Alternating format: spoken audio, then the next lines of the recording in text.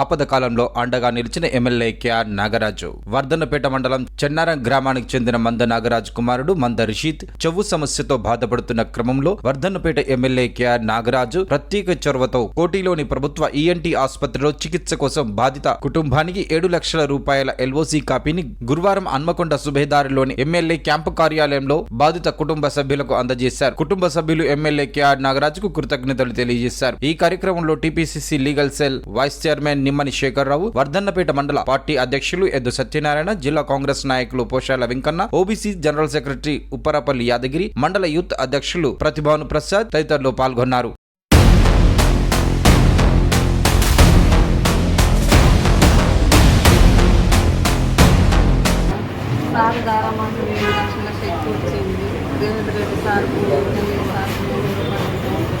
మనకి మాటలు రావు.